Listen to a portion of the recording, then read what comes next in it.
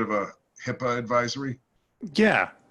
So thank you everyone for joining. We will be starting now. We have Brian Kaspar presenting from Gemini. If at any time you have any questions, please write them in the group chat. This is being recorded, it will be uploaded for future viewings. If you have any personal information or sensitive information that you do not want shared, please contact either the Autism Society or Gemini separately. And just letting everyone know that information will be viewable by everyone. So yeah, we welcome the questions. We love the questions, but just making sure that everyone knows their privacy rights. Yeah, and if you do have a question, don't want to ask it personally, you can put it in the chat. You can ask it anonymously. We will read it. We've had several of these. They've all been great. I look forward to doing this one with Emily. It was originally going to be run by our Chief Content Officer, Gina, who's been on many of our calls with us, but she had a small little accident and she was working at home and fell and hit her head, had to go to the hospital for a little bit. She'll be fine, but so we're stepping in to do this. And what we're going to talk about today, Nicholas, Emily, and I will be discussing, if you want to go to the next slide, is just ways to expand the times that you communicate with your children, ways to approach them. And as I was telling Emily at the beginning, there are a lot, and I work in the autism field. Our company we have a video modeling company that helps present information to children. Nicholas and I, we both work for Gemini, spent our whole lives working and thinking about how to get children to speak. Reading all the literature. I was just prior to this, just reading another study. And if you're new to autism, if you've been around in autism, you know that there are a lot of different approaches on how to get children to speak. Emily and I seem to be of the same mindset on the ones we favor. They're more friendly, more naturalistic, but there are some that are much more rigid. And from what I've seen in the autism world, some approaches are more appropriate for third parties to do with children because sometimes they're a little bit more strict and a little bit more rigorous and more like homework. And it's hard for a parent to do that because it's hard to kind of drill them and then give them all the hugs they need. So I would never recommend a parent do the drilly type of approaches. So some are appropriate to parties and some are appropriate to age level. The more language a child has, the more natural you can work on it, the more that you can start teasing it out and playing with it. And we'll go on this, but down at the bottom, we say you can pull the taffy, stretch the taffy. If you get a little nugget of information, you take that and stretch every little opportunity you can out of speech. And if you're kind of the research type of size or personality, the types that I'm talking about, the ones that you'll normally see for therapists they call them, the formal name is didactic, but it will have lots of sitting at tables and mass trials, and they'll normally give little rewards. Sometimes they'll use candies, lots of reinforcement, high levels of adult control. This is the typical thing you'll see in a therapy session. A paraprofessional sit across the table, they'll use flashcards. In a more naturalistic setting, we do this with our neurotypical children when they're in a crib or when they're down and we're trying to teach them that first language, and we'll hold up something like, we'll hold up this, we'll say apple, apple, and that's a didactic approach. We're leading it, we're doing it repetitively, we're giving it we instinctively know that low language, somebody like an 8-month-old child is just learning, will use that kind of a repetitive approach. Then there's the more natural, and that's adult driven. And this is what I just don't think is very appropriate for parents to use. It just feels wrong, except at those very early ages for neurotypical kids. And then there's a more naturalistic approach. And this will use, instead of using like a piece of candy, it'll use a more natural and internal reward. So the reward will be that the child did a good job. The satisfaction of having done something, the satisfaction of having said something. There'll be another reward, which is if they say they want juice, they get juice. or if they point to juice, they get juice. If they say they want a toy, they get that's the reward they get, not a little gummy bear at the table. And then and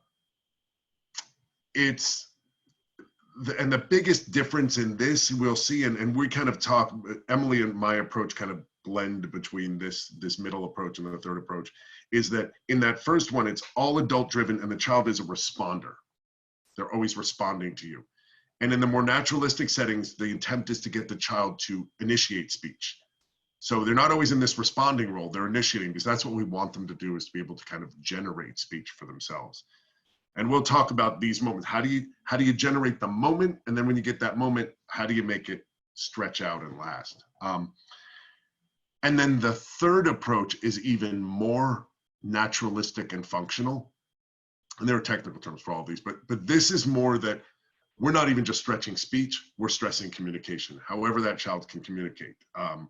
If it is with a gesture, if it is with an eye glance, if it is with some kind of a vocalization, it could be a grunt, it could be a word. The technical term is a word approximation, but if they want milk, if they say meh, or if they want juice and they say j, that's a word approximation. And it should always be, it could even be that they're just looking at something. They'll look at a toy because they want it, or they'll point to the toy.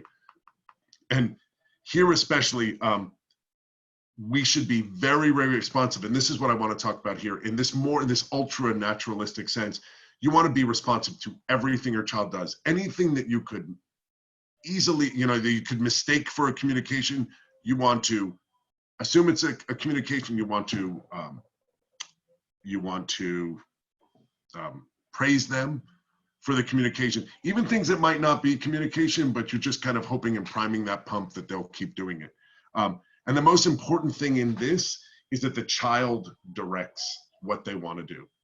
There are interventions, I think floor time is like this, RDI is a little bit like this, where if a child's playing, that's what they want to do, that's their preferred activity, you walk into their world. They've kind of dictated, this very repetitive one we talked at first, you're sitting down at this table, kid, and you're learning these 5 words. And I'm teaching them to you, and you're going to get a gummy bear if you did it.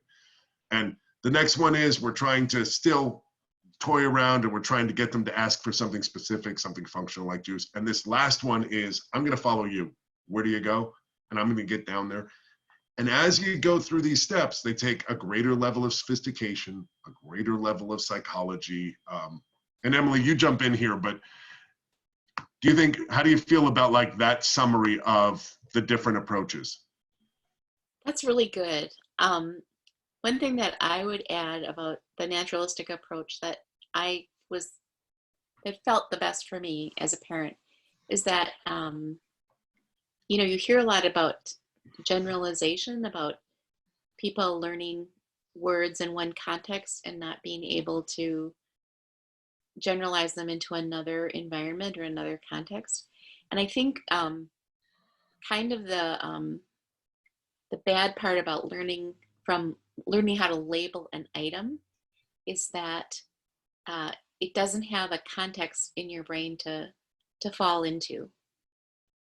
So if you're just like teaching a word at a table, you're not necessarily teaching all the things that go with that word. And in a in a home environment, it's all right there. So you're teaching everything at once. An example I like to use is like if you learn a foreign language, and you might have you might know quite a few words of that foreign language, and then you go to that country and people talk to you, and you might hear a few words that you recognize, but you don't have the context to like string it all together and get the meaning out of it. So when you're teaching in a naturalistic context, you're teaching a word and the child knows it's food because it's here and you eat. So you're teaching the name of the food and eat, and you can say, oh, your hands are sticky, and oh, that's messy, and that tastes good. And all that stuff, all that language just really enriches it and gives your child that framework so that things hang together. And that's kind of why I kind of prefer that approach. Yeah, and so when we're looking at it, I would, Gem and I, our company, we use video to kind of do a lot of that repetitive work. So I would recommend it. It's my company, but I think it's a powerful way to do the repetitive as a parent without having to get into the sit at the table and drill a child, because I just know psychologically, I know he didn't like it, and I tried not to do things. It felt almost painful for him to keep being at the table and being drilled like that, and he just didn't want to be there, and I didn't want to be that person. We managed to use video to drill the words in. There is a certain amount of repetition.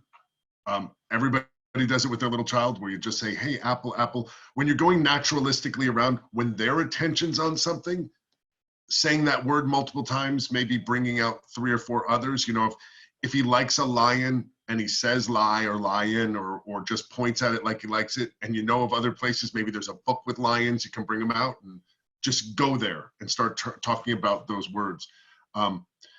But let's start, because, and this was Gina's slide, I think when you start at this earliest phrase, because we're trying to get this naturalistic approach, we're trying to have the child initiate the speech. You kind of have to think, because what we want to do is we clearly want to let them think they're in control. We clearly want them to be initiating, but we want to make the most possible, or the easiest possible place, almost stage it so it will happen. The Brian Davey, who's one of our chief scientists on our team, he refers them to as ninja mind tricks. We're smarter than our kids. We know them very well. We know how to manipulate them into doing the things we kind of want them to do. So if you're going to want them to request something, you know, maybe you leave the water that you know he's going to want up on a little bit out of reach, so that he has to go point to it instead of grab it. How can you make him do it? And then when he or she starts asking for it, that's your chance again, and we'll talk about this a lot, to step in. And like normally, if we have it, when my son was first learning to speak, he could have said, he used to point, then he could have said water. In his best day, he would say water. And sometimes he'd say wa, and sometimes when he's tired, he would point. And so if I just take an example, if I put that glass on the counter and I saw him going to it, the series, and everybody would be familiar with it about this little kid, he'd probably look at it and then look at you. Kind of like, you know, I want that water. Right. And this is where, what's the term I use? It's like expectant waiting. We're always a little bit too quick to talk. So kind of let that moment marinate a little bit. He's going to look at you. He's going to get a little frustrated at you. And as they get frustrated, they either have a meltdown, and this is the sophistication of knowing your own child I talked about. Then he'll either melt down and cry, and then might have to choose another time or work on that. But then he might point, right? And at that point, and this is, I'm talking about my child, so generalize this to your own situation. If he pointed and I still didn't act, I might now get up from my kitchen table chair and go and kneel next to him and look at him, acknowledging I clearly know what you want. So I'm just kneeling next to him and I'm quiet. I clearly know what you want, and just looking at him, but you know you need to do a little more, don't you, kid? You know that you need to come up with a vocalization. And then he'll look at me, and sometimes there's even this eye contact. And this was my little guy. He's a little pistol. He'd look at me and like, really, you want me to talk, you know? And then I'd stay there and I'd just look at him, and then he would say, "Wah," and then I'd give him a great big hug and he'd get the water, and that would be it. That's the way I stretched the taffy in that situation. Emily, I'm sure you did stuff like that. Yeah, so that's totally in line with what I would do too. And the other thing is, if you're at a moment, like you're always pushing your own agenda, but you also know there are times you can't push your agenda. So if you're in that moment, the way that I would come over it, if my son was not able to come up with something, then I would model it for him. Yes, exactly. I would use the words, and you know, you can tell with your own child, you can tell when you can push them, and you can kind of tell when you need to back off. Yep. And you know, you just have to know your child well enough to know that. So the way to reinforce the language at that point is, and then I would say, "Oh, you want the water? You want the water? Are you thirsty?" And, you know, put additional enriching language around the water. Mm-hmm. And, talk about the cup and about the color of the cup and swallowing and whatever you want to add in is going to enrich that vocabulary and, not using a whole lot of words, but just helping them come up with more words that put that water into context as a word. Yeah, and in that early thing, and you can see Emily just did it instinctively, but very short sentences, very minimal language. Are you thirsty? And these are, I'm sorry, I use technical terms, but that hyper articulation, I call it like mommy or daddy speak. It's like, are you thirsty? Where they really get that. One other trick is that our children normally don't look at the faces, and you get a lot of information over the mouth. So you can point to your mouth, are you thirsty? They might not look at it, but as Emily said, if I knelt next to him and he looked at me knowing that I want him to say wah, I have probably maybe 1.5 to 2 seconds before I know he's going to melt down if he doesn't do it. And it's stretching the tension of that moment to 1 nanosecond before he would melt down and then giving into him. And that's why I said these take a lot of sophistication and art. And you'll mess up sometimes, and sometimes you'll melt down, and that's fine. We're all learning. You're learning to push this. But the whole point is that it's like, I was an athlete, I got to push my muscles to exhaustion before they grow. We got to push them to their limits till they grow and they start using more language. And so that's a child with, you can think of using those first elements of communication, of requesting. They want something from you. And in those moments are the most golden. And for most little kids, you have 100 of those moments a day. So pick the ones you have. There are going to be times when you're on the phone and you just got to solve the problem and just give it to them. But as much as you can, every time you can pull the taffy, I love that phrase by Gina, every time you can expand that moment just another nanosecond, add another, are you thirsty? Oh, the cup is blue. Do you want the red cup? You might do that when they're learning colors. You have 2 cups. Do you want the red cup of water or do you want the blue cup of water? Everything can become a learning technique. So those are really, really practical. And again, one of the things that everybody stresses is the reinforcement, the hugs, the kisses, the good job, and if your child's teetering on that edge and they say something, and maybe it's not quite wah, or a lot of people, and I'm of this, I don't think you can praise them too much. If they made any kind of an attempt, just give them a big hug and say yes, and they might think, well, I just, didn't even really say it. But you want to keep that love going, you want to keep that support going, you want to keep getting them what they want. And then that's kind of the attention as well. Sometimes they just want a hug. Sometimes they just want you to notice them and work as much language as you can with that. There may be a favorite blanket they have. I don't know. If Max used to have a lion that he used to like, and I would ask, do you want the lion? And then with information for a pre-verbal child is normally labeling information. That's the technical. They want to know what something's named. So we would always do that. We would always go around and have tell them what the words were. I would do that. I always used to think of myself like when I was at a petting zoo with my neurotypical children, I'd always be telling them, that's a goat, that's an ostrich, that's a rabbit. And we'd say it all the time. And you just kind of have to have that mood when you're walking around the house to increase those communication moments. Stretch them. If you can think of most of those communication moments as a 4 or 5 second thing, if you can stretch it to 20, you're doing great. So then if you go to more language, what we find, and we also find that this is a great job to bust echolalia. And echolalia, which is another technical term, is if I say, do you want milk? That instead of responding appropriately, they will repeat what I'm saying. So if I say, do you want milk? They say, you want milk?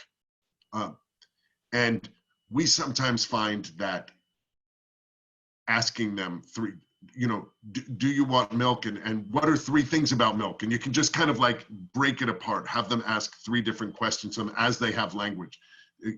What color is milk? White. And it cuts their brain out of that echolalia. That works quite a bit. I think also it's very important for your children, as Emily said, and this is the sophistication I'm talking, what times of the day work for them. They might be morning kids, they might be night kids, and there's going to be times when they're going to absorb information better. You're going to know what reinforcers what kind of presence they need. Do they want screen time? Do they want their favorite, I don't know, fruit or vegetable? Max used to love raisins. We could just get him raisins. He'd do anything for us. And dried mango slices. One trick I did, which blends all of these, and you don't have to be a great artist. I would draw pictures for you, but I am a middling to poor artist, just so you know. So this takes no artistic talent. I sat down, and this was kind of a way to bond with Max, and it turned out to be an extraordinary way to pull language out of him. I sat down with a blank piece of paper, and I would draw any word he said. So he said dog, and I draw a really bad dog. It was, a stranger might acknowledge that it was a dog, but he clearly knew it was a dog. But he could also make daddy do things. He would say cat, and then he would say triangle, which was really nice and easy. I was so glad when he said triangle. And one of the things I remember, and then he would run out of words, but then I'd say it, and I would say mountain. And that would put him in a whole nother category. And then he would say tree. And so then we would do that. And when he was, I would say he probably had 50 to 100 words at that time. And I would say he'd sit with me for an hour, a full hour. This is a kid who wouldn't sit in the seat normally for more than 10 seconds. And he would sit with me. He was just fascinated with me drawing. So I found that was a very, very powerful tool to get him to speak. Did you have anything like that, Emily? Did you have things that could elicit that kind of a speech and stretch it out? So a lot of what we did is we read to Sam, and especially rhyming books. Oh, right. Okay. Yeah. And then what you can do is you can one he liked was the sheep in a Jeep. So beep beep, sheep in a Jeep on a trail that's steep. And then you can drop off words and wait, beep, beep, yeah. and then wait. and he would try to fill in the blank. Yes. And it's a way that you can do repetitive stuff without it being mind-numbingly boring, right? For both of us. Yes. And so we did a lot with rhymes, especially with storybooks, because that was good cuddle time, and also with music. We would sing, and he learned a lot of vocabulary, and it was fun. So he liked to sing, and he could sing before he could talk, really, and we would dance around, and it was just a fun thing. But it was language based in a way, even though it involved movement and other things. And also I found that he could, we had a swing set in the backyard. He would swing, and if we talked on the swing, his words were more accessible to him. And I don't know why that is. I mean, probably I'll tell you why. Do you want to know why? Why? Most of the research says that it's the default versus active network. So children with autism have a much higher default network, and that's the technical term. They're in a daydream state. The part of the brain that goes into the daydream state is much, much more advanced. It's about twice the size of normal. And we used to say Max's interior world was just a lot more interesting than our world. We bored him. So, and he's a brilliant kid now. I mean, he is, we call him Maxipedia because he's like an encyclopedia. He knows so many things. He's fascinating. But the daydream state, I joke a lot, and we've talked about this before. My wife says I'm in it when I watch sports. I acted exactly like Max. She could walk in and say, Brian, could you take the garbage out? And I don't even hear it. I'm not processing it. I'm in my world. I am locked. I'm zoned in. She could call my name from the kitchen. I literally don't respond. She says I'm autistic when I watch football. But the interesting thing about the default state versus the active state is if you are, you can't be at risk.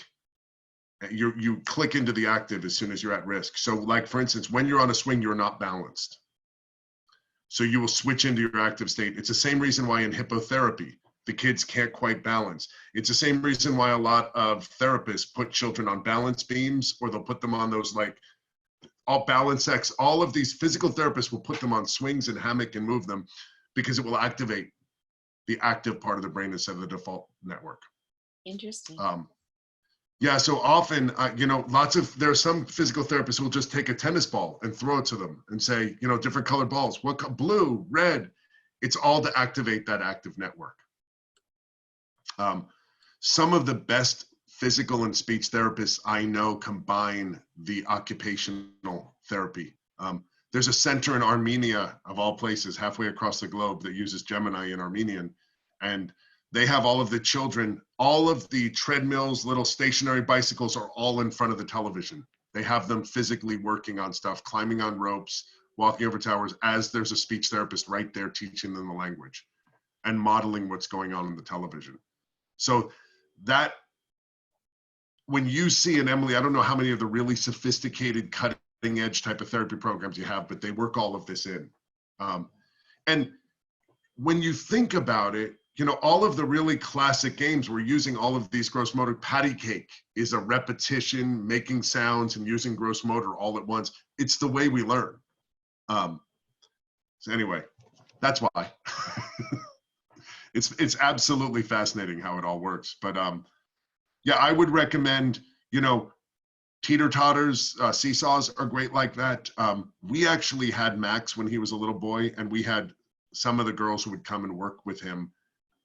We lived around some cliffs, small cliffs, 10-foot cliffs that you'd practice rock climbing. They'd put a belay on him, and the boys would have him kind of climb up the side of the mountain and work on his words, and it was magical. It worked great for him.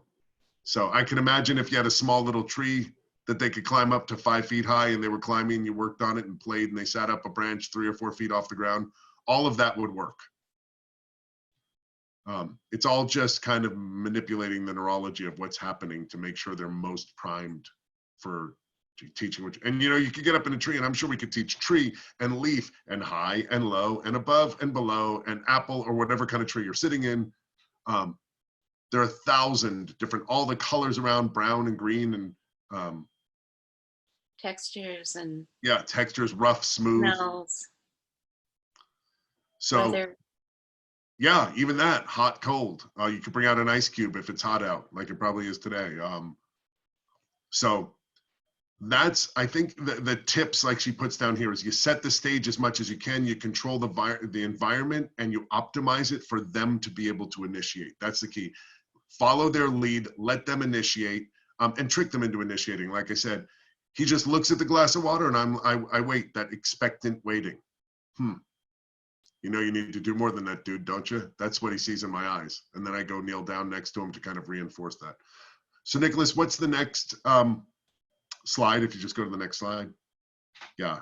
And this one is a little bit circular, but when you take, these are all self-reinforcing, just like you can have a vicious circle out of vice, you can have a virtuous circle out of virtue. This is a virtuous circle. It keeps building on itself. You create a good communication environment, and then if you have child-directed language and responsiveness with them and they can practice, the child gets more communicative.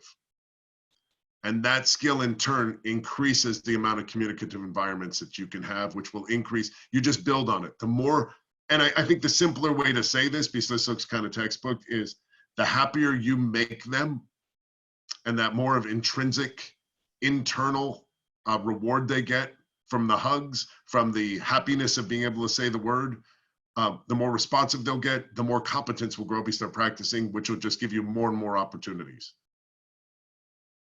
Well, and the other thing that this shows is you're really building a relationship. Yep. And I think for a lot of our kids, that's so important, that you have to have not only a reason to communicate, but you have to have confidence in your communication partner, that they will listen, that they will respect your desires. And oftentimes, especially for kids with disabilities, in the community, they're not treated respectfully. Their attempts to communicate are not honored. and that can really shut them down. So especially at home, they need to feel safe. And all of these things that you're showing are also reinforcing relationships. Yeah, and that's really critical. And every time, I think the biggest breakthrough my wife gave me in working with Max is that don't think of him as having autism. He's a little human. He responds just like you and I do. He's just a little, he's just a little bit behind. He has a little bit less skill in this one area. He's a very coordinated kid. And so I would always just think, how would I be feeling here? And when you think, like you said, Emily, when you're not accepted where you are and maybe even mocked where you are in another setting for trying to communicate, this is all of a sudden can be an embarrassing, it's something you're not good at. It's something embarrassing to say. And just think about the times when you're speaking with someone in your family. If you're going to do something that puts you at emotional risk, you're going to take a risk. You got to know the person you're talking to is going to listen. They're going to accept what you say. They're going to love you. If you don't think the person likes you, you're not going to take an emotional risk with them. Yeah, and if you don't reward it, if you don't say, "Hey, I heard you. Here's my answer for you. Yes, I want to solve it. Come. I love you." All of that information has to be communicated. Because just like us, if we don't like somebody, if they don't ever listen to us, if we don't get any, or worse, if they ignore us when we become vulnerable, then that dies. So I think that's really, really important to understand that these are little, kids who just want to love and want to communicate, and it's a risky proposition for them to try to do that verbally. So we have to give them multiple opportunities, highly praise what they do, really encourage them what to do, follow their lead. Don't make them, just like anything, I don't want to talk about what you want to talk about. I want to talk what I want to talk about. So let's not sit at a table and learn flamingo. I want a dump truck. I know that's kind of ultra simplifying it, but in the end, it's kind of simple. So yeah, that's a really good point. The relationship element of this is huge. And that's why I stressed, while your BCBA or speech therapist may find it appropriate to sit at a table and drill and use flashcards and teach them labels. They've got a sophistication of developmental knowledge, but they don't have the sophistication you have of your child. They don't know that at 2 seconds, your child can answer, and 2.5, they have a meltdown. They don't know that about your kid. You've got a much more sophisticated tool set on how to reward your child. Does anybody have any questions right now on ways that you might, situations where you feel like you're having a difficult time expanding the communication with your child? If you do, if you run your cursor over the bottom, there's a chat icon, and you can just type to us there if you have any questions. I can just wait a second if anybody does have questions, or if you kind of say you'd like to speak, we could unmute you.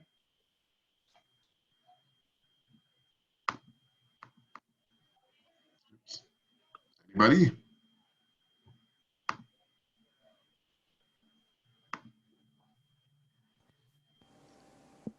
Okay. So Nicholas, is there another slide? Yeah.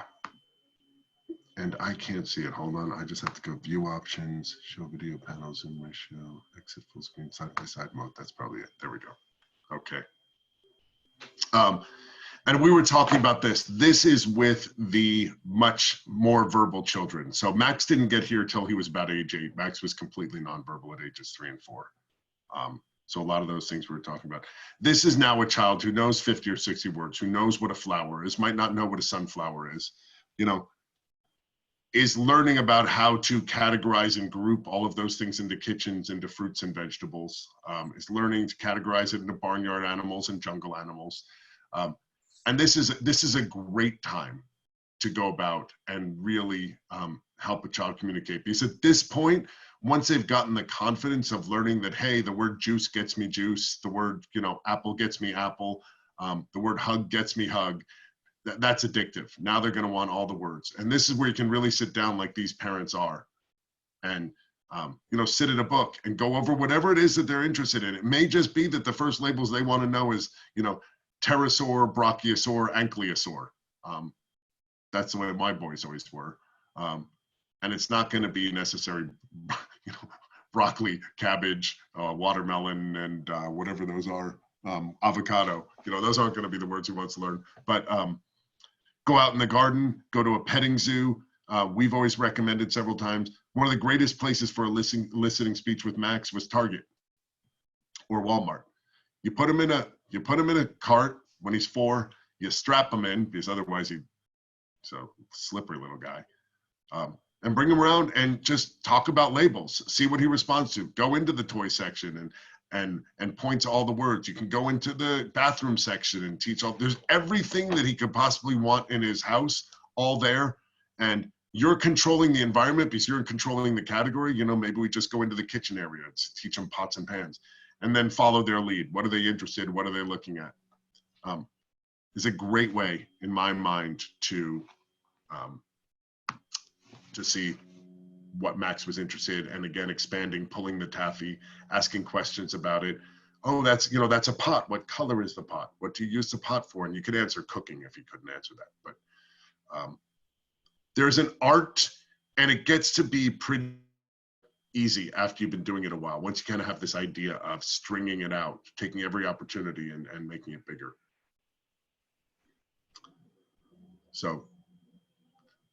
Emily, any others on the labeling and responding to kind of the more verbal children, getting them to do this? The one thing that we haven't really talked about, and I don't know if this is, I know we only have an hour.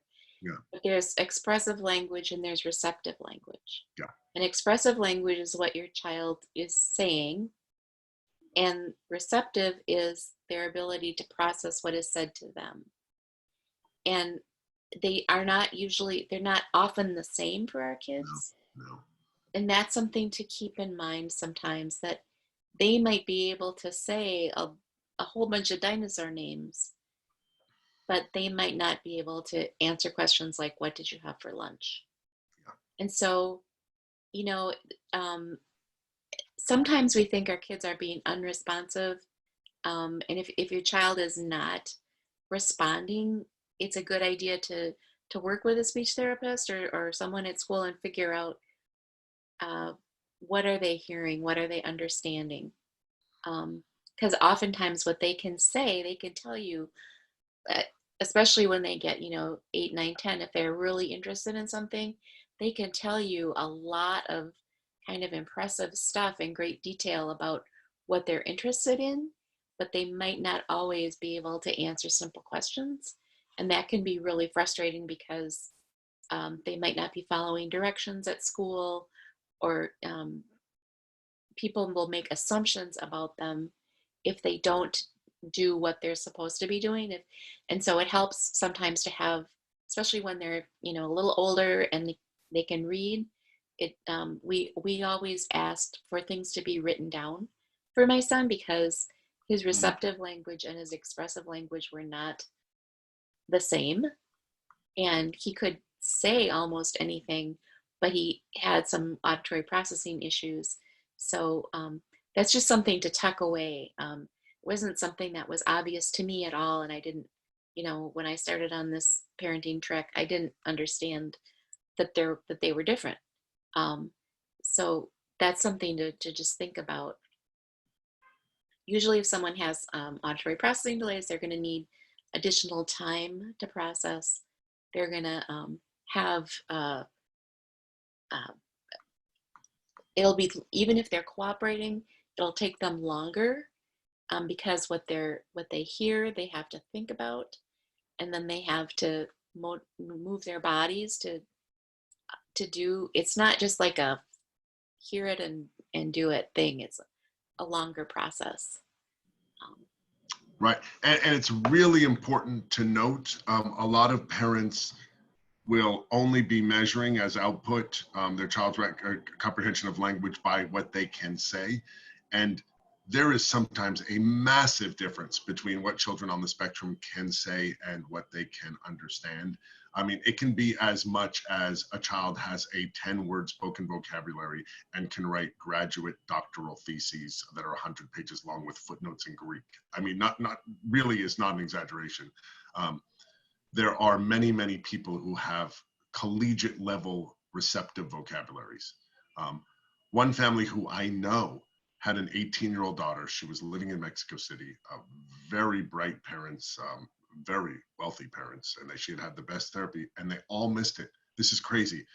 It wasn't until she was 18 that they realized that she had higher than a high school level of literacy in both English and in Spanish, and they had thought that she had almost no comprehensive language.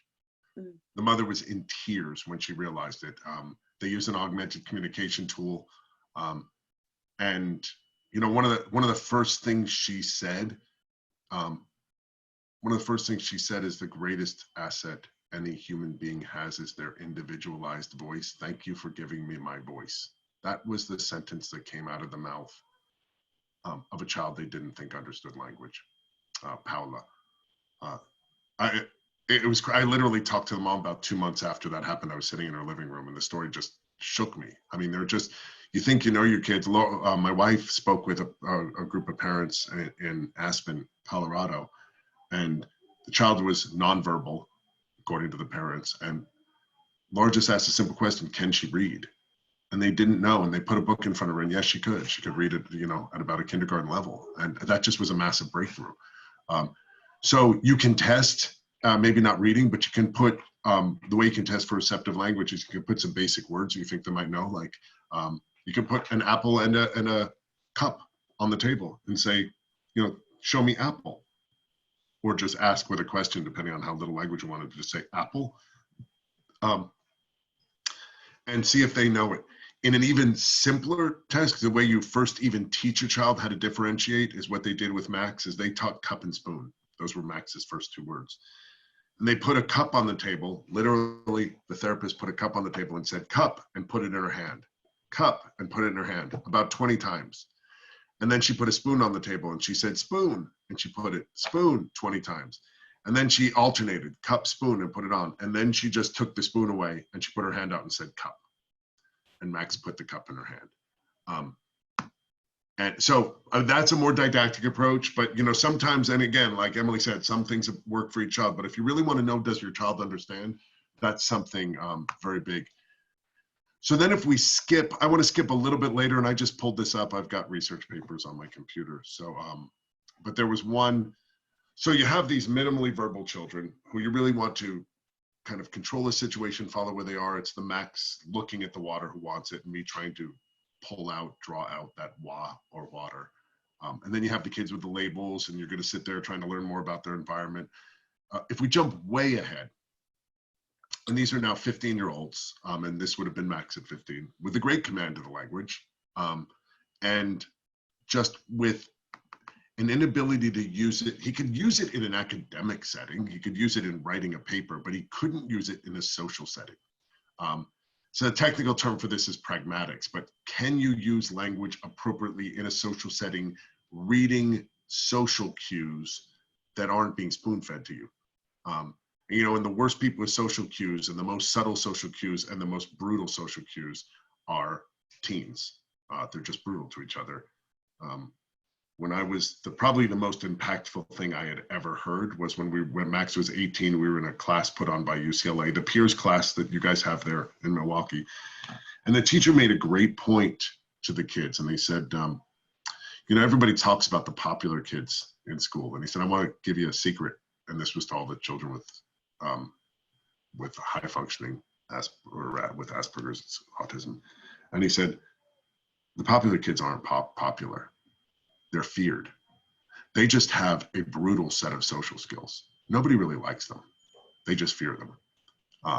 They've got very sophisticated social skills. And he said, and it's not that you don't have, you know, you can't have, so you're not born without the ability to learn social skills. You just haven't learned them yet.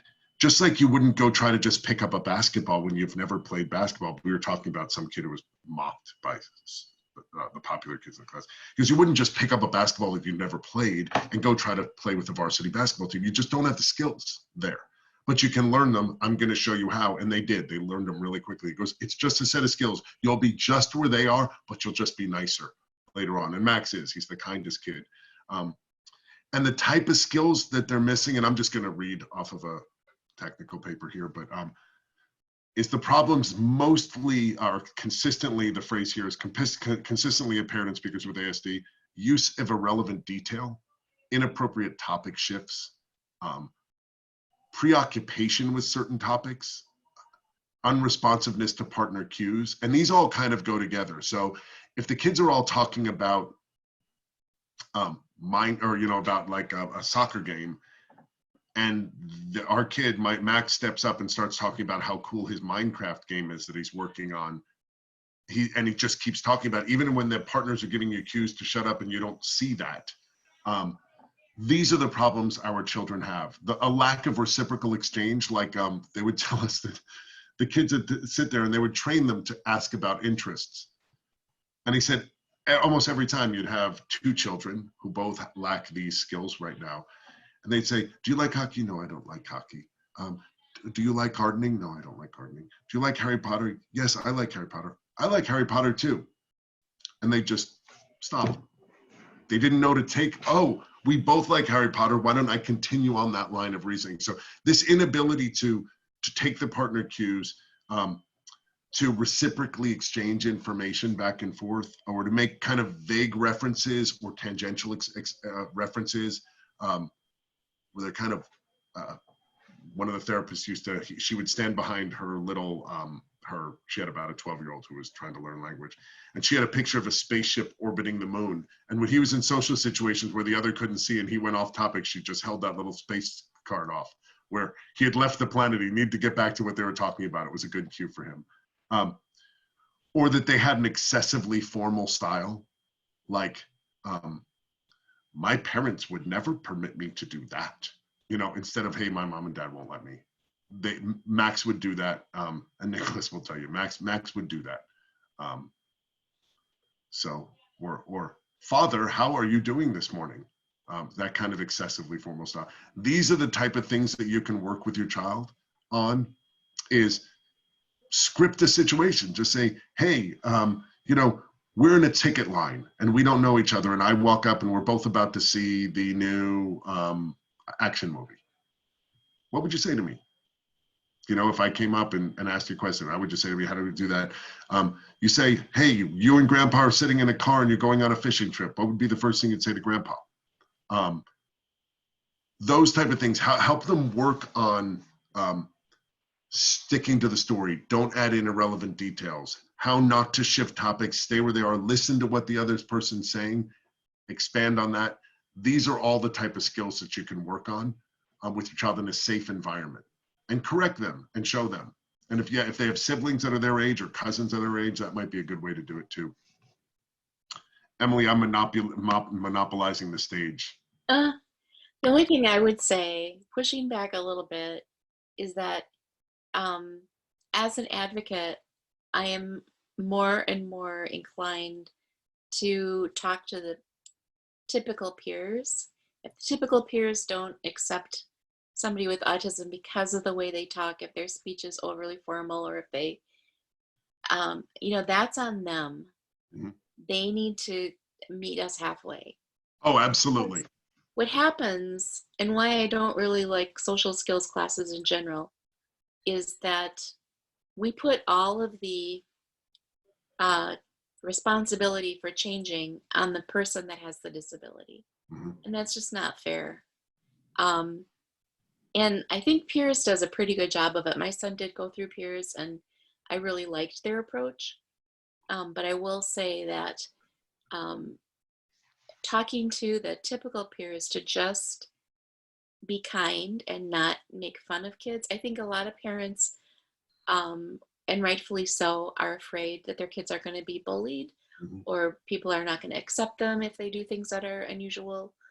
But part of being an advocate for me is to advocate for my son and other people to be who they are and not have to mask constantly and pretend. Because what happens there is some research now about adult, they call it masking, which are the higher functioning adults, so-called higher functioning. I don't like that terminology, but basically people who can pass for normal, and they have mental breakdowns, have suicide attempts later in life because it's this huge burden that they have to carry all the time pretending to be normal. Because what we've taught them, with the best of intentions, we've taught them how to fit in. And what some of them interpret that as, my acceptance in society is conditional on my pretending to be neurotypical. Right. And I that's think, kind of a long mouthful, but I'm very cognizant now of and that's a shift in my thinking, where I really was fearful for my son's safety. I didn't want him to get bullied. I wanted him to have friends, and I thought that meant he had to fit in. And one lesson I learned was when my son was in high school, and it was one of the first warm days in spring, and he came out of his room wearing a pair of shorts, and he had on sneakers, and he had one black sock and one white sock. And I said, you need to go change your socks. Your socks don't match. People are going to think that's weird. And he said to me, Mom, everybody knows I'm weird. My socks will make no difference.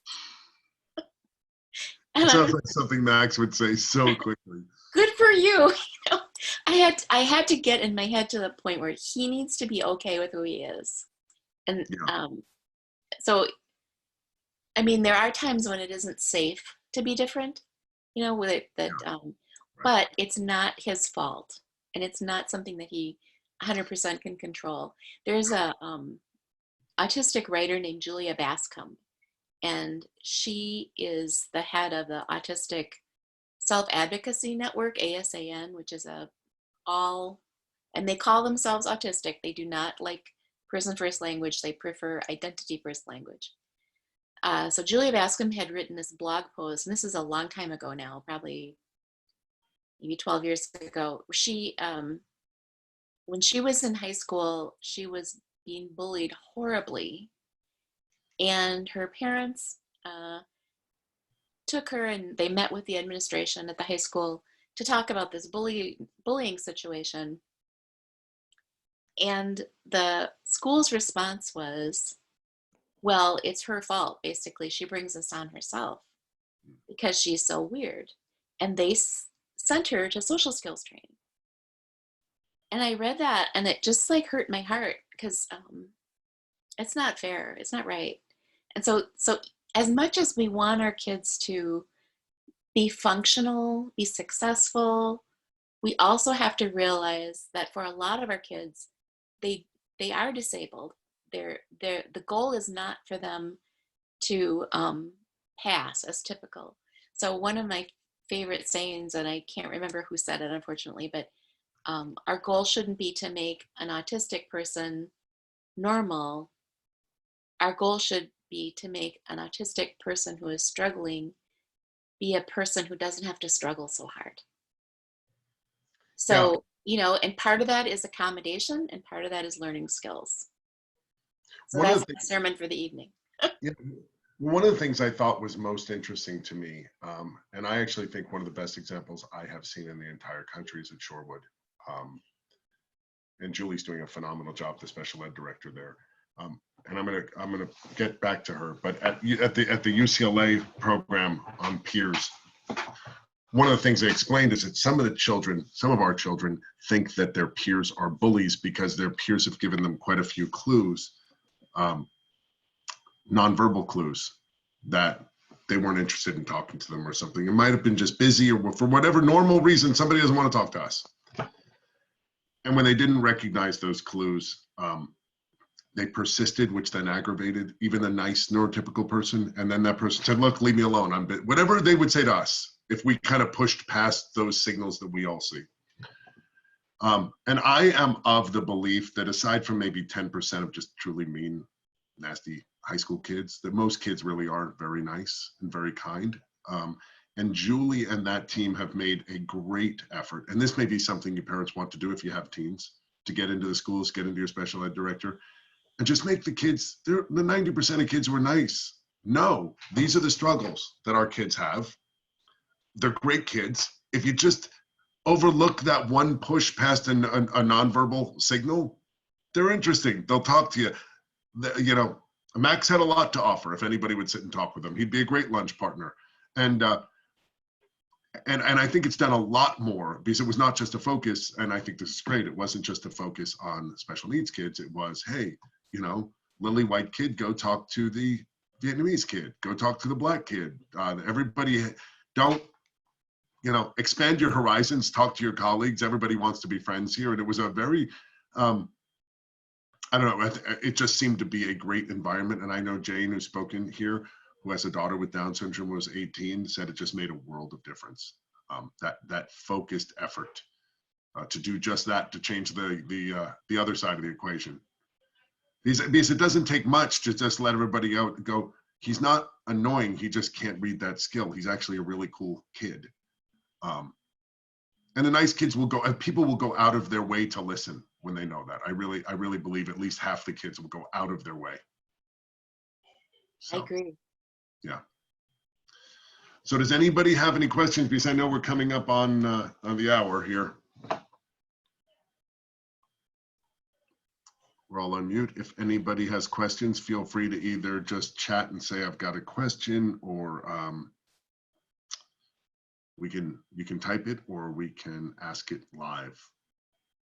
Just again, remember it's recorded and it might be shared on Facebook. So. All right, well, I don't see anybody typing and no questions. So if we have no questions, maybe we're at the top of the hour, we wrap this up. Yeah, next week on the 18th, we will have Amy Van Hecke from Marquette, who will be talking about peers. Oh, wonderful. Great. That's a good lead in with the peers thing. So I didn't even know that was the next one. So that's fantastic. And I want to put in a plug for our Autism Gala, which is going to be virtual. It's the 19th, Friday night, and it's free. You can register at ASSEWgala.org. And it's all going to be, it's from 7 p.m. to 9 p.m. The silent auction is open now. You can bid on things. We've got some great auction items. And it's a big fundraiser for us. So I hope you join us. Perfect. All right. Thank you so much, Emily. And thank you for all of the participants for taking time out of your night. Hopefully we were of help. Thanks, Brian. Okay. Good night. Thank you. Good night.